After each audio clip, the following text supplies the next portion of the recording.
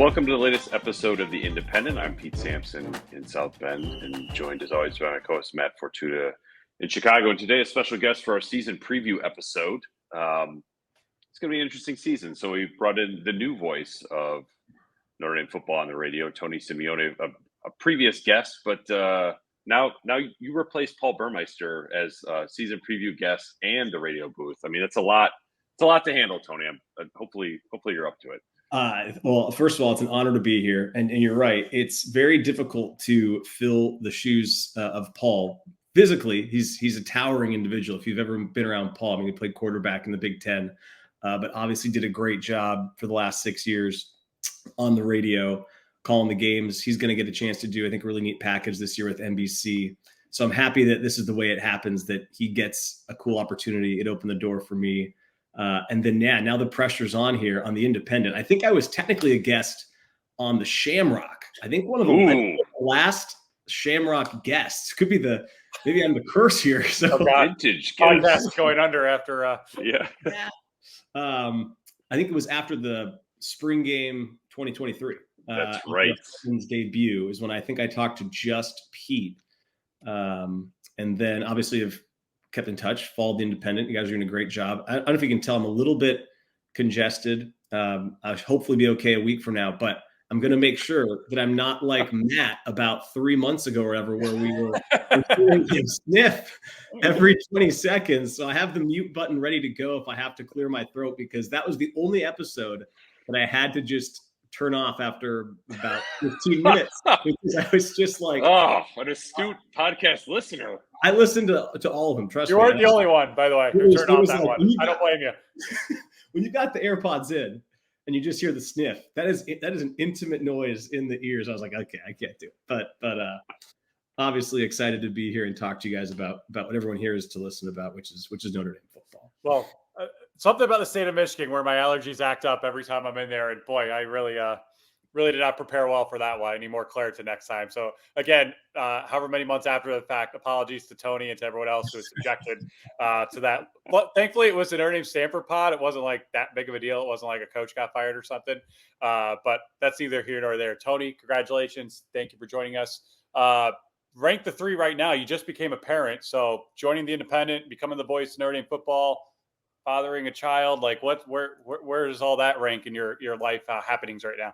My wife is on the other side of the house, so I think I can be honest and concede that it's the Independent first. There we go. And then voice of the Irish, and then the dad. Dad. Becoming a dad in June was very exciting. Didn't know what to expect. Everyone kind of tries to prepare you. It's kind of gone, I think, as you plan for, and there haven't been any big surprises, which I think is a good thing. We're very lucky that we've got a happy and healthy baby boy, and it's going well. The biggest wrinkle is that I had to abandon him for the stat I've been using is the first 30% of his life. I left to go to Connecticut to work the Olympics with NBC. My wife was alone with the baby. She had a little bit of help from her family, fortunately, but it's a bad look when you're gone for 30% of your kid's life right out of the chute. So I'm trying to build back some of that equity here in the following few weeks here in South Bend. Yeah, maybe we should offer her congratulations. You should, yeah. The true star of the show. But I mean, Tony, getting into the radio, you do the coaches, so I think you get to see a different side of Marcus, Denbrock Golden than we do, and the players, frankly, like on the couch where it's a lot more relaxed. So I was interested, like coming out of last season, you called the spring game for Peacock. And I think Matt and I have been talking about this, just like, I think that the interest or hype around Notre Dame football, I don't remember it being this elevated probably since 2006, Brady Quinn's senior year, coming off the Charlie Weiss big debut. Did you get a sense back then that Notre Dame had a chance to be as good as it appears they have a chance to be? Yeah, I think so. And I think the comparison you make is an interesting one about the hype. I hadn't thought of it like that, but I think back to Marcus's first 2 years, and each offseason there's been like a reason to just be, I think, very unsure of things. Obviously, he was the first year head coach the first year, coaching carousel stuff second year. Now it's like you've got the coordinators. dream about in Golden and Denbrock on your staff. So there's an element of, I think, believable excitement. Then there's the year 3 factor, which we've talked about, I think, ad nauseum around Notre Dame, with just year 3 is the year for these head coaches. So going through the spring game, just thinking back to it, yeah, I think with Denbrock back on campus, he just loves this place. He exudes kind of Notre Dame when you talk to him.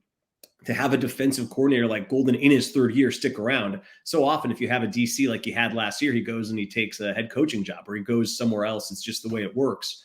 So you have this unique, I think, situation and confluence of events where you've got really experienced coordinators sticking around or coming back in Denbrock's case. And then you have the year 3 where Marcus Freeman now is no longer a new head coach. I've been meaning to look it up. I'm going to try to look it up before next week to just see, what are longest tenured head coaches in college football. If you're in year 3, you're at least not at the bottom of the barrel anymore. So he's got this amount of experience where, even though he's still young, I think he's like 37 now, maybe he's 38.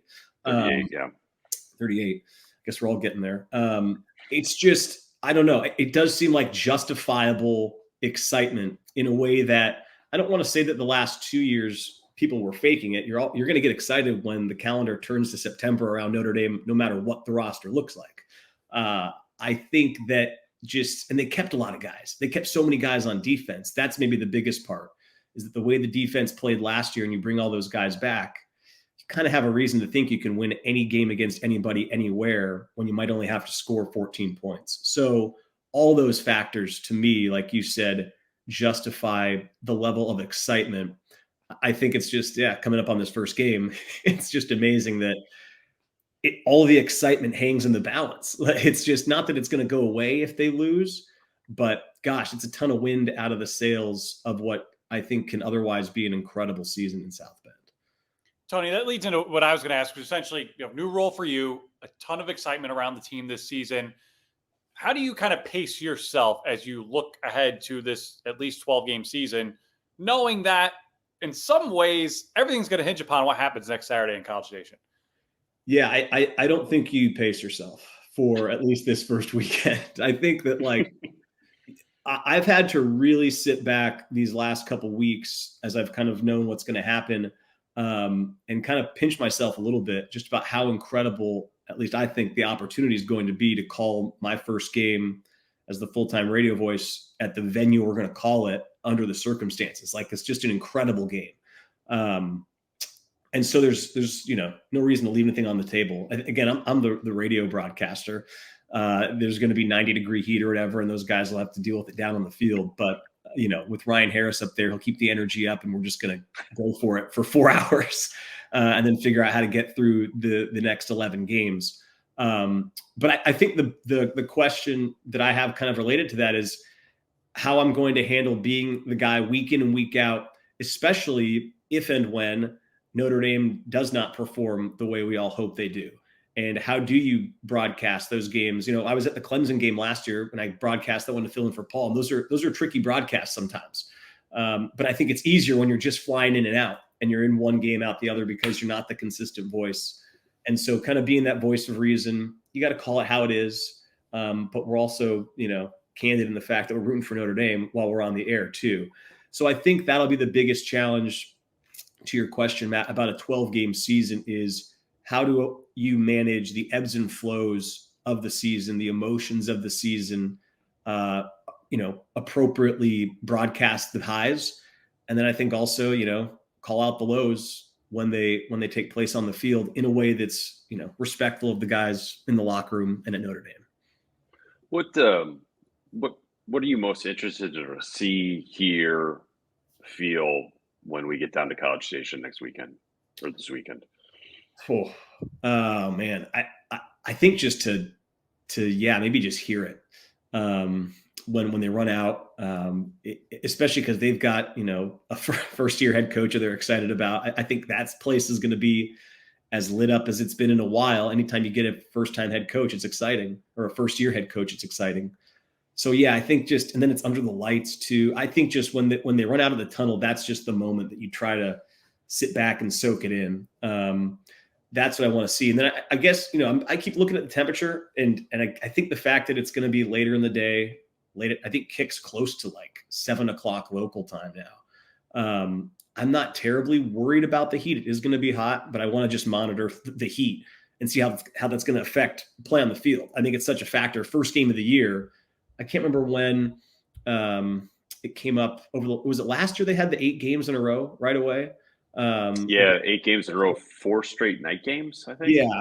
And so I go back and forth on, is it good to have this game right out of the chute because you should have a ton of energy, or would you rather have it week 3 when you're in the rhythm of play, recover, play? Because I think the first game you're sucking wind a little bit, usually because you're not used to going at this pace. This is a guy that hasn't played. So it'll be a question I probably ask Ryan Harris in our pregame show when everyone tunes in. But that's what I'm interested in. And just like you're saying, before they even take the field and get down to X's and O's, just atmosphere is going to be amazing. And then just, is heat going to be the factor that we think it is? Because presumably, and again, I know South Bend gets hot, but if you're the Texas A&M guys, you're going to have some advantage of just being in that environment more often than Notre Dame. What, and you probably won't know this much like the team until you get in the heat of things, but now that you're doing a full season of this team, what's your weekly routine like or going to be like as far as travel, midweek prep, et cetera? So I'm super lucky that I live in South Bend because they're going to have me on the team plane. So it'll be similar to what I do with basketball and fly with the team. So Notre Dame's great about that. For instance, Paul lived in, I think, Connecticut. So whether it was home or on the road, he was flying to, the West Coast, or he's flying to South Bend. So every week he had to fly in commercially, which just, when you're flying to South Bend, there's connections, this and that. And as a result, then he's around the team less. So by just traveling with the team, I get a chance to be around them a little bit, whatever tidbits you can pick up through that process. Obviously, I talked to Coach Freeman on Monday when we record our podcast. So seeing him Monday, talking to him then, and then I think we'll do our pregame interview actually at some point during the week. So I'll probably talk to Coach Freeman like twice throughout the week, kind of in a different capacity, once for our podcast and once for the radio pregame show, and then just be around the team Friday, travel with them, call the game Saturday. And then for home games, I'll just drive the 8 minutes from my house to Notre Dame Stadium, which will be great. And that'll be what that workflow looks like. And quite frankly, Matt, I'll probably do something the first 2 weeks and then realize I'm either doing something totally wrong or doing something unnecessary or not doing enough of something, and make a change to my schedule and figure it out. But I think the biggest benefit that I see that's working in my favor coming into this role is just being local. That, if something has to change with the pregame show recording or whatever the issue can be, like I can just be nearby and drive in. And I like being able to be so close. It's super useful in this role. So kind of shift into the team a little bit, aside from the atmosphere of getting down there, like what football part of this team do you want to see first? What's something that's the most interesting to you about the team itself? I've got a laundry list, but the first thing that comes to mind is the quarterback, just because of what we saw at Duke. I mean, when he went down, that injury looked really bad. And then over the summer, I know he had the other procedures, and we just didn't get a chance to see him in the spring. That was the thing I was most bummed out about when we did the spring game, because it was so exciting a year ago, last time we talked on the Shamrock, when Sam Hartman came in and we could see, wow, this is what it's going to look like. And so Riley is a totally different player and is an exciting player, and I think has amazing potential, but we just haven't seen it yet. And this is such a tough way to start with a new team. And I think, you guys have talked about it. Every Notre Dame podcast I listen to has talked about it, how he's come in and been a great leader. But there is something to be said for this era in college football where, like, he's coming in to throw passes to a guy that played at Clemson, and they have to build a culture at Notre Dame. And it's just in such a short amount of time. Like when he completes a pass to Bo Collins, that's just like, you're asking a lot of guys that were in 2 different ACC schools 6 months ago to come and do it in prime time under the lights against A&M. So I just want to see, is that all going to work? Like, I believe that it can. And I think Denbrock is going to be able to be the guy that can stir the drink the right way. But just, can it all come together in that atmosphere? And then on top of that, just with offensive line, when you lose 2 guys to the NFL, obviously there's plenty of reason to be curious about what that looks like. in that environment as well. Offensive line is a place you always look. What's it going to be like with the silent count? What's it going to be like going up against the 12th man? I think those are the first things I'll have my eyes on the first 2 series. Offensively is, quarterback, does he look like the guy that we think he can be? And how is the offensive line going to hold up? Sounded a little bit like Tom Brady, I think, with Stephen A. Smith last week, talking about the changing with college and how hard it is to actually build a program these days. But that's college football in 2024 for you. It's time to get into Roback with 20% off for our listeners at The Independent. It's our go-to apparel on the course, at the lake, around the diamond, or even recording a pod. With polos, hoodies, shorts, and quarter zips, Roback has what you need to get active and stay active all summer long. And with football around the corner, gear up for those tailgates and watching the Irish in person this fall. You've probably seen Shamrock polos around campus already. Get yours. Listeners of The Independent can get 20% off your first purchase by using the promo code IRISH. Again, that's 20% off all hoodies, polos, quarter zips, and more at Roback on your first order with the promo code IRISH. You touched on something I was going to ask. I mean, the biggest question mark of this team is clearly the offensive line. It's probably the hardest position for schlubs like the three of us to evaluate. You're blessed to share a booth with Ryan Harris. How much are you going to rely on him, especially in the early going with essentially evaluating this position group? I was just about to say what you said, which is that I am so lucky to have Ryan Harris, because it is the hardest thing, especially when if I just watch a football game, I'm rarely watching the offensive line. You can see pretty clearly if someone gets beat, obviously, for a sack, but you can't see who's holding up well. And then if I'm calling a game, I'm probably watching them even less, right? Because I have to follow the ball and see what happens. You have to call out, pre-snap motion, or try to describe the formation, or describe maybe a defensive substitution. There's just a million. You can't watch the offensive line if you're trying to describe the action. So having Ryan will be super helpful. And I think specifically just who they lost with the tackles, how are they holding up? Because that's the point of emphasis right away. But it'll be super useful just to ask Ryan, a Super Bowl champ and former star at Notre Dame, especially after 1 series, 2 series. Hey, it's getting hot now.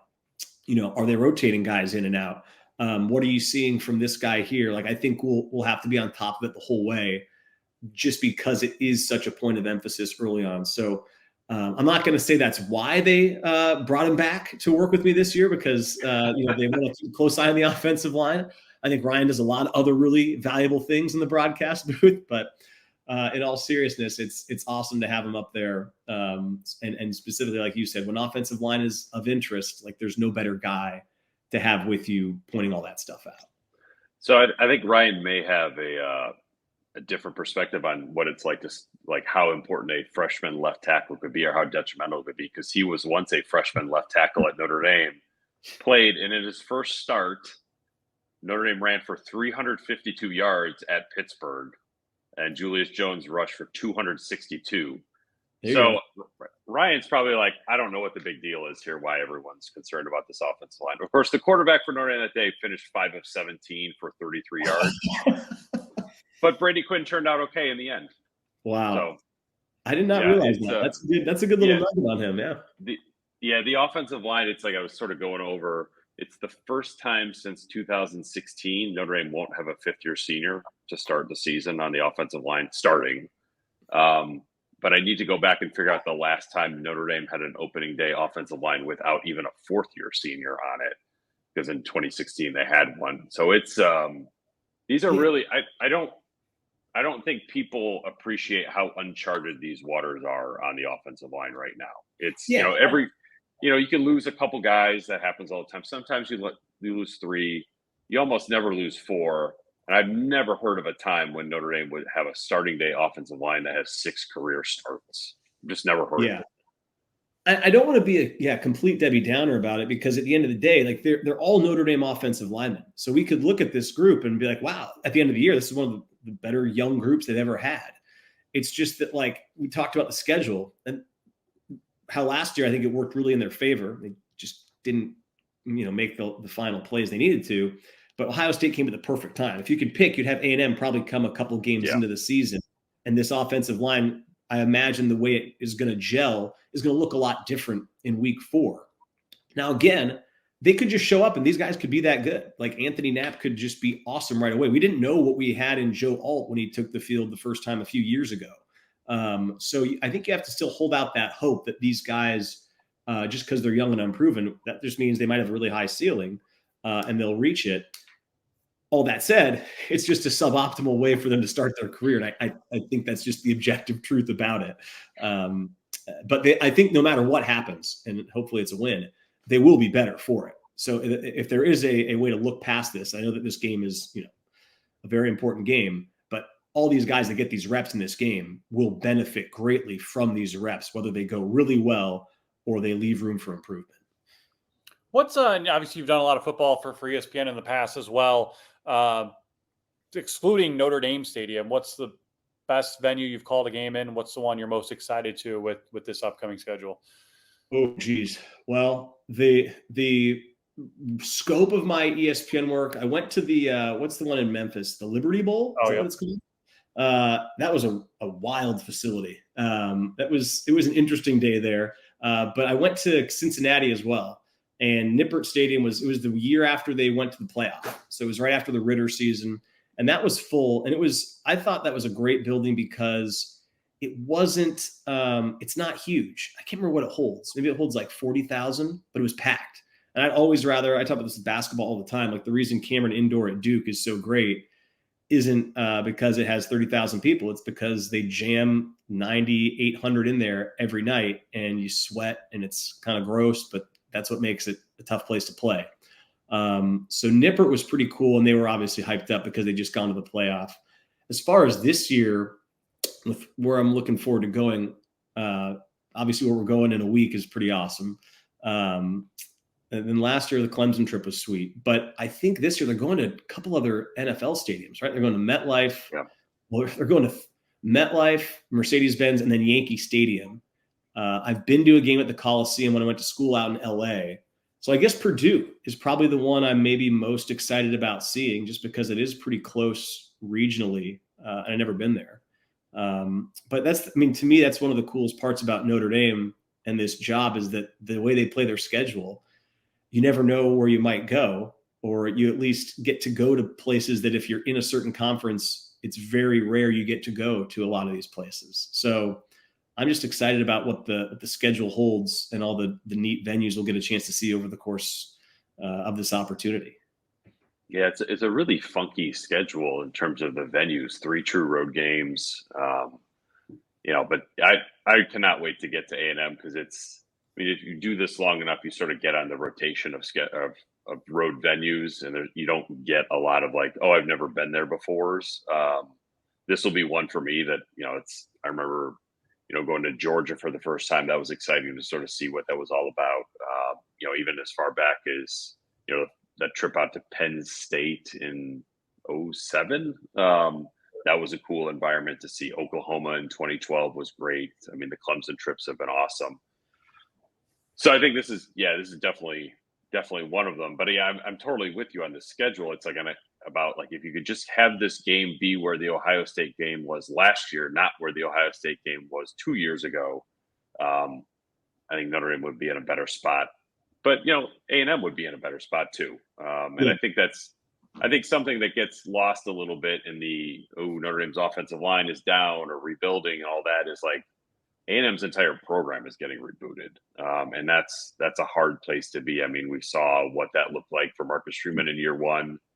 What it looked like for Brian Kelly in year one wasn't that long ago. I mean, there's so many fits and starts when you come in and try to fix a program that is broken. And, for all the good players A&M has, like something has been missing there. I think Elko will probably be that something, but I have a hard time seeing him being that something on August 31st.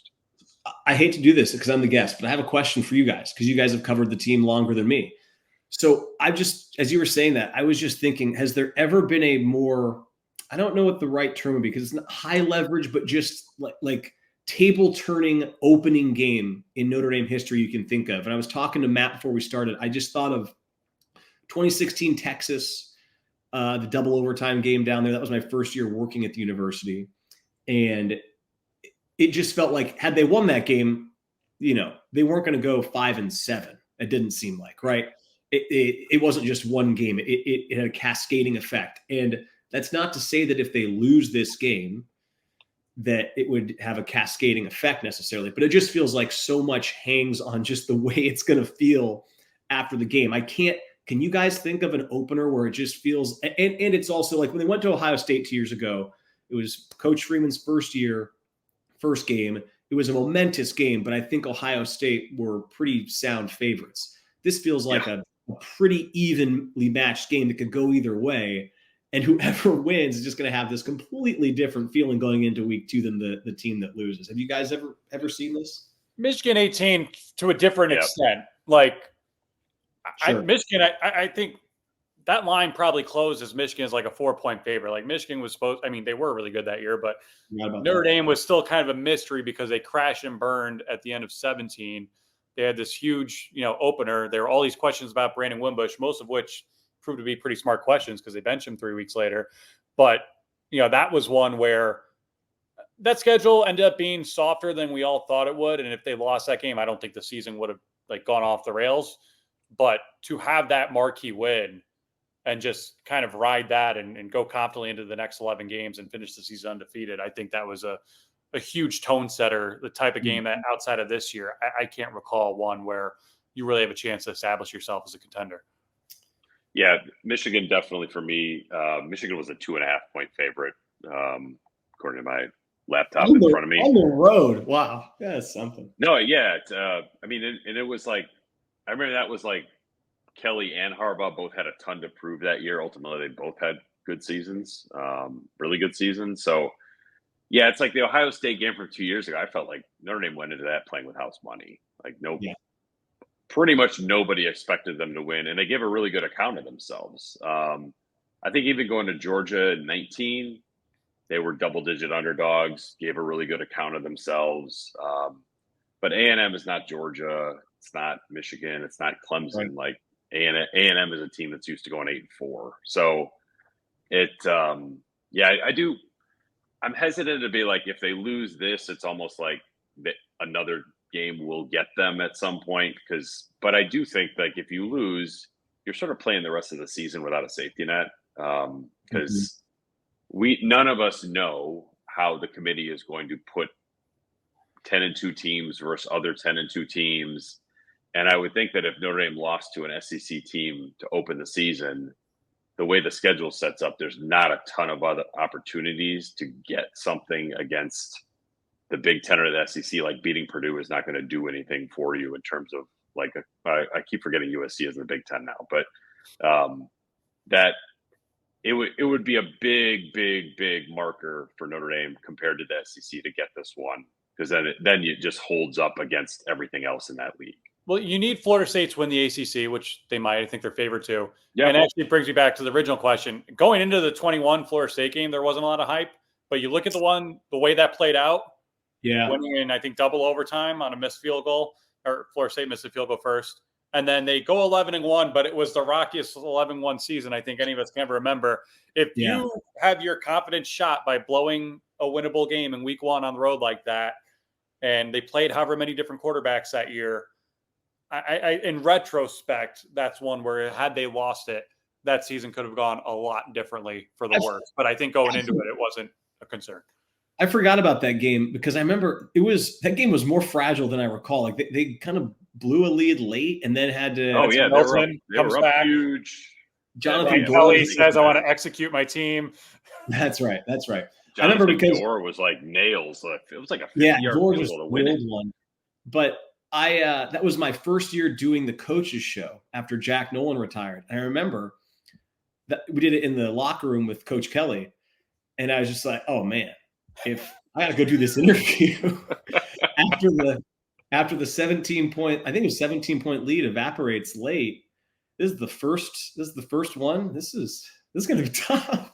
And, welcome to Notre Dame football. Yeah, because it was on. The game was on. I think Sunday before. Was it on Labor Day? Sunday. Yeah, one of them. Yeah. And it was a night game, so they got home at like 5 a.m. and the interview was scheduled for like 11 a.m. And in my head, I'm just thinking the entire time, like, oh my gosh, I'm gonna get the head coach on 6 hours sleep after just a brutal loss. This will be it will not go well. But but they won, and I think it was a pretty good interview, as I recall. So he is good. Yeah, Brian Kelly was good in those moments. I do think like we can get into Marcus a little bit more now. Like I do think Brian Kelly had his limitations at Notre Dame, but also his like he would win a game like A&M. I think like this is the kind of game that he would win. Like he would not get Clemson regularly on the in the way that Marcus got them, even though he got them in 2020. But like the year 3 part of Marcus, where do you want to see him take the next step as a head coach? What are you most interested to see the way he manages a program in year 3, where he's just like a lot more comfortable in his own skin to me than he was in year 1 or year 2?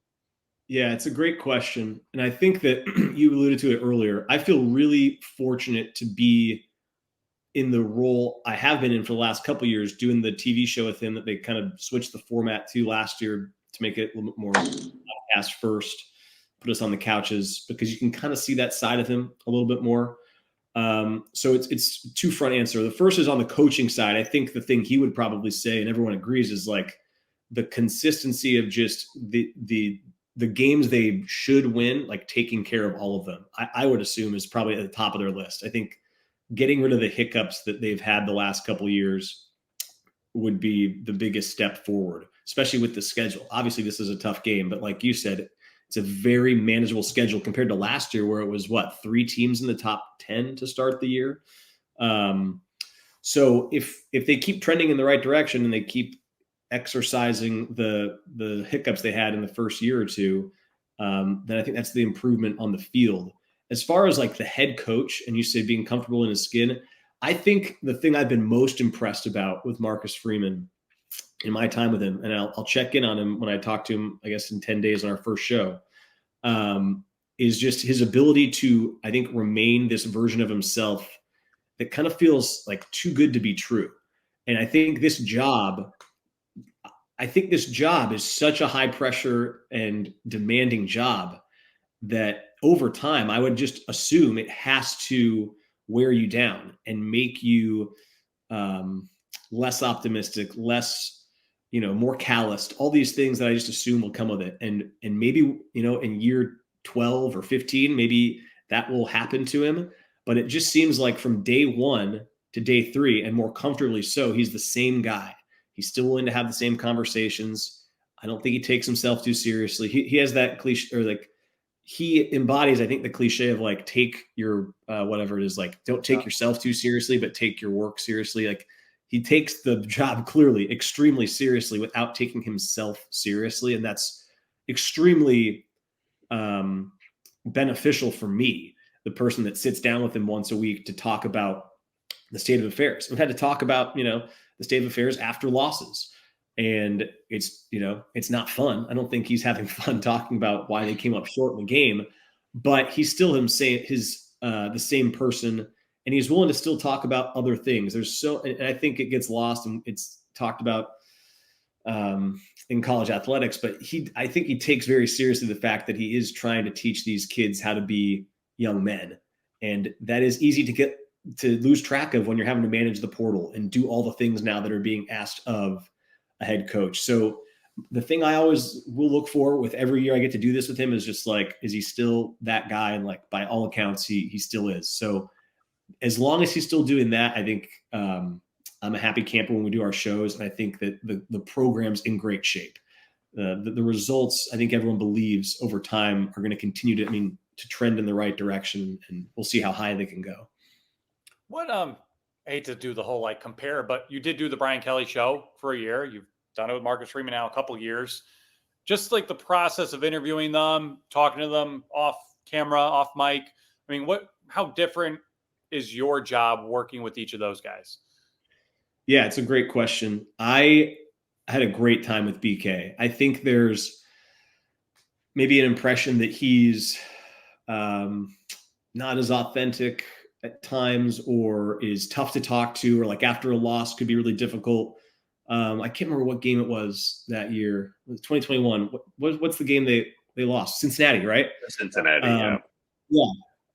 That's like a brutal loss. That's the loss that basically kept them from going undefeated in hindsight. And I just remember, because that was my first year, I was like, this is going to be terrible. Like I said, I thought Florida State was going to be that. And the show is a different format, so it's hard to kind of compare. We've really changed it this past year to make it a little bit more casual. But BK was great. I'd interview him before the football games as well for our pregame show. Super accommodating. I think by year 12, he's just in a rhythm. So the fun thing about Coach Freeman is I've kind of gotten to learn things about Notre Dame as he's learned things about Notre Dame, and kind of gone through the process and covered topics about what he's maybe learning about the program or the university in real time, whereas Brian Kelly was bringing me along. So there's a different dynamic there. And I think to BK's credit, he was really welcoming. The show format was different, but we'd break down a little bit more film in that BK version. And he taught me a few things about football, which I thought were neat. We did the same thing with Coach Freeman the next year, which was nice to see that side of him as well. But BK, you could tell, been doing this so long, been doing coaches shows forever, that he could just get up there and explain X, Y, and Z like he'd been doing it for years. And so it's interesting that the coaches show dynamic has flipped that first year that BK was bringing me along and I was trying to show Coach Freeman the ropes the next year. But the podcast format, I think, has really helped just make specifically players feel more comfortable. They don't show up and see the red light and feel pressure to give this perfect canned answer. They sit down on the couch with Coach Freeman and they just have a conversation for 10 minutes, which I think hopefully has drawn some more interesting characters out in the process. Yeah, do you think you'll get to know the players of the program differently this year because you're calling the games, and maybe you're around it a little bit more, but it's not appreciably different. It's just just calling it as a radio and doing the show. I feel like you'll have a different relationship with some of these guys, just based on the change in work. Yeah, I would think so to an extent. I mean, again, you can get on that team plane and never interact with a player from the time you get on the first plane to the plane back. I think that because they're on the show, because, I'll know some guys, and those guys I've now interviewed 3 years ago on that first version of the show. So there's a good amount of the roster, even with all the turnover we have these days, that I'm familiar with, that I'll probably get a little bit more familiar with on the road. And I think that dynamic's helpful just to, when they come and sit down for the interview on a Monday, right? If let's say they have the game ball and they're going to be the guest on the show, if it's just a face that's even that much more familiar, my hope is we can get a better conversation out of it. To me, as I've started in this role, at least hosting the shows a couple of years back, and it's not the biggest challenge in the world, but when you have to introduce yourself to someone for the first time and then interview them and ask them very specific things about their life, that's never as easy of a pathway into unearthing some good answers as it is if you saw them on Thursday at, are you boarded the flight and made a joke about you getting sun chips or pretzels? I don't know, whatever it is. I see that with basketball, right? With basketball, that team's smaller too. When I'm on the plane with them, you're walking through. Then when they show up to do an interview, if nothing else for their sake, they know this guy got in on the 2 a.m. plane yesterday as well. He's probably tired. We can do this interview. Whatever it may be, to your point, Pete, it just breaks down that barrier where it doesn't feel like they're coming in to be interrogated by a stranger. How did the last couple of years on basketball with two different staffs, I believe, help prepare you for this role? Not that you're the new guy, right? There's some people who've not heard of Tony Simeone before this announcement this week. Yeah. How did the last couple of years doing basketball help you with this Notre Dame and doing the games? Yeah. I mean, it's great practice to have done that, to then do this, because I think there is something that you have to learn about being around a team and being able to properly respect the boundaries. You want to be embedded with the team in a way that you're able to cover them. You be that familiar face, but know that you can't really get too close. You can't, there's certain meetings you shouldn't be in. There's certain conversations you shouldn't have. There's certain things you have to leave to the team. And that, I would imagine that goes even more so for football, just with how many people there are. So that's the number one thing, just knowing how to be around a team is, I think, a learned skill. You just have to learn how to do it by having done it. Coach Bray and his staff were super welcoming. And that first year with all that success, first year for me was the year they almost made the Sweet 16 a couple years back with Blake Wesley. I think just seeing how that team operated, how they took care of their business, and that basketball team has such a culture that, it's probably unique into itself when a Mike Brey team is operating at a high clip. Like all the cliches are true, loosest coach in America and all that. So that was fun to see. The next year, step back, different environment as well. But I think understanding kind of the transition over those next 2 years was just useful. And then Coach Shrewsbury, I think just having to, like you said, learn how to then function in their culture, which is different and obviously very welcoming as well. But they operate in a different way, and learning kind of what their rhythms and patterns are. All of that is good to have gone through to just be prepared to navigate this. And again, this is like, in theory, just 6 trips on down Friday, back up after the game on Saturday, as opposed to basketball, which is you're on maybe 12, 13, 14 trips throughout the year. Sometimes, if you're doing 2 road games, you might stay out on the road. You're with the team for 5 days. ACC tournaments, like, I think last year they wrapped at Virginia Tech. We just stayed on the road and went to DC, like a 6-day trip with the team. So you're spending more time together with basketball. Football's more like a business trip down and back, truly. So you don't have to embed quite the same way with football as you do with basketball. One quick follow-up to that, if you don't mind, Pete. You mentioned Mike Brey. I got to ask. We all knew it was probably the end after they lost to Florida State, and he had that press conference where he sounded a little senile, let's put it. But I was told he did a radio interview right before that and broke the headset going up. And when I heard that, that's when I knew he was done that week. I'm not asking you to confirm or deny that, but what was it like being in that situation? Well, that was my headset. That was our headset. Okay, I figured you would know. However, but again, that happens. I'm sure you're a little, if not shaken, a little confused. And then you're covering a kind of a dead man walking the rest of the way. What was that situation like? So I love Coach Brey. He actually texted me the other day to congratulate me on this job. So shout out to him. He's been very supportive. Yeah, that was a tough season, I think, for everybody at Notre Dame, because you saw this team and this coach that have had so much success, and they're having such an uncharacteristic performance, and they just couldn't figure out how to get out of it. And you can see the frustration coming through him at the end of every game. And he's great. I mean, he is truly one of the best post-game interviews I've ever dealt with in any sport, because win or lose, he's really good. Like, he'll give you the stuff, and he's a little shorter in the losses than the wins as anybody is. But man, I listened to that. I can't remember how recently, maybe like a year ago now. But I've gone back to it a couple of times, and you could just tell he had a plan that he's just gonna lose it. And I can't remember what, I think I asked him, like, what's the message to the team? And he said, why don't you ask them, and just threw it down. And, well, I'd love to ask him. It did shock me, but I understood what was going on, and he didn't mean anything by it. That's just, I think, kind of what comes with the territory. I enjoy it. Like Coach Shrewsbury last year, after some tough losses early in the year, would have really short conversations with me.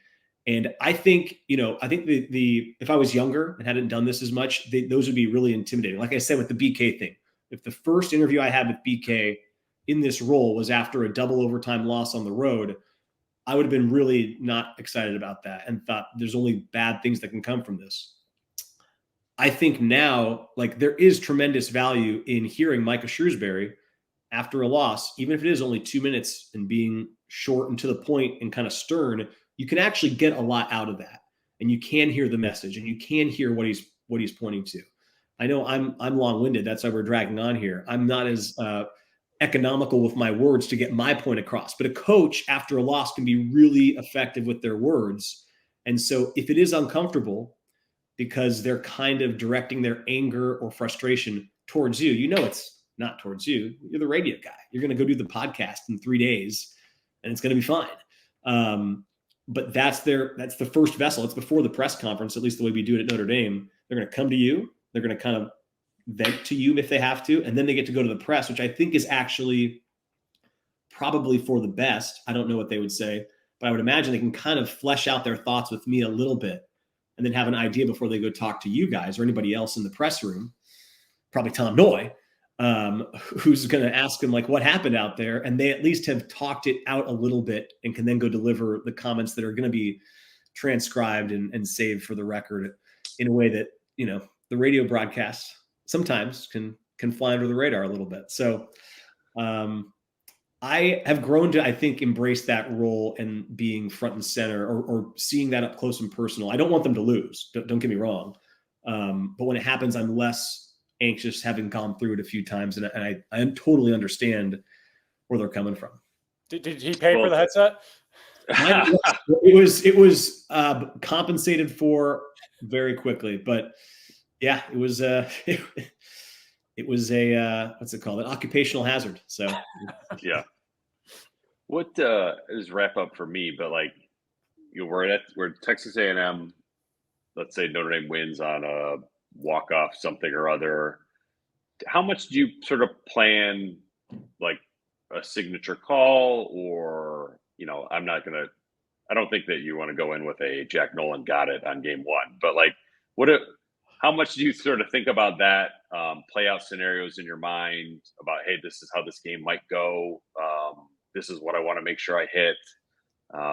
You know, things like that as you sort of get ready for like the possibilities are endless. How do you try to prepare for as many as you possibly can? Yeah, that's it'll make your head spin if you think about it too much. I think as far as signature call, some work, some don't. For me, I've never sought out finding a thing that I always say, because then I feel like I'll have to always say it. So I don't have a inclination if I want to go down that road. Now I know there's certain football, especially in college, it's like every touchdown is like the same thing. It's like, you know, for Notre Dame, sorry, it could be an NDTD. I just don't know if, like, for however long I have this job, I want to stamp every touchdown with like, and that's an NDTD. That's just not. That's just maybe that's because that's not a good. Don't work it all out here. We're the first line of defense. Don't do that. Yeah. Like, that's just, I don't know. I don't have that desire. But to your second question, or the second part of it, you think about everything. Like, yeah, a walk-off field goal would be awesome. Now, I think I don't like to think too much about what specifically would be said, because who knows what the game is going to play out like. That Florida State game is a great example. If Florida State had come back and won on a walk-off field goal, they'd erased a, you know, fourth quarter deficit. The call has got to be something about, you know, from the depths of despair, or, you know, from out of the grave, like something about the comeback has to be in the call, right? So these things have to be contextualized.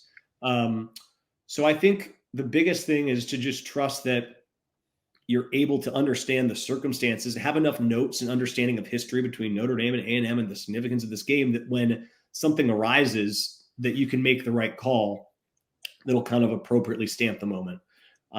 That's the way I go into it. Like, for instance, at the Olympics, I was lucky enough to call field hockey, and the Netherlands won both the men's and women's. So I was thinking about all these ways to like work in double Dutch to like this one sign. And I think it came across less corny than it just sounded as I explained to you guys. I'll try to go unearth the clip and share it for you know, maybe get a poll on if it was or was not too corny. But those are like the little examples, and it wasn't like the game-winning call. It was like how we signed off the air. So I don't know. There's a line to walk. You think about everything, and I think that for this first game, I just want to like get the names and numbers right. And if it does come down to a field goal, like I'll go back and listen to it. Like, hopefully just like get it right, get it in the can, and then we'll worry about it. There needs to be a way we stamp every big play going forward. We'll let you go on this. Record prediction for the season. It's a season preview pod. Oh man. Are you allowed to answer that? I'll just say it. 12-0 if they beat A&M. I'll say it. If they beat A&M. I'm not even sure my contract allows me to predict. Yeah. Record prediction. Gosh, I probably have to say something like 12-0, right? Man. It feels like, I think 11-1 is totally reasonable. I want to say 12-0. Have you guys had anybody else guess yet? I haven't heard on these other shows. You guys been guessing? We have not had other first predictions. guess in a while. You're the first one. Okay. I think it'd be bad to come on this show and be the voice of the Irish first year and not pick 12-0. The more I think about it. So I'm going to pick 12-0. And I think that's a justified, I think that's one, a thing I have to do. And two, I think it's a reasonable, it's as reasonable of a prediction as it has been in the last couple of years, right? Certainly in the first two Freeman years, I think picking 12-0 would have been much more of a long shot than this. I think they're extremely capable. And I would love to talk to you guys. I'm sure I'll see you guys, but I'd love to do this show in 12 days because I just think we'll have such a clear sense of what the ceiling is. If they win that game, we're going to all be talking 12-0, right? And you got to take it one at a time, but yeah, they can totally go down there and win. The defense is so good that I'm just waiting for that one. That's the thing I should say. If we're going to end on this, the call I think about is Benjamin Morrison jumping a throw into the flat, and it's just a pick six, and it just sucks the wind out of that stadium. If we could get something like that early, I think it would be just like a dream come true, and it could totally shift the entire feeling of that game. So that's the play I kind of keep replaying in my head or imagining coming to fruition. You can have us on your podcast, and then it'll come full circle. I mean, we can work that out. Tony Simeone coaches show of all time. Also, the correct answer to my question is just 1-0 each week. That's how you say it. Yeah. Oh boy.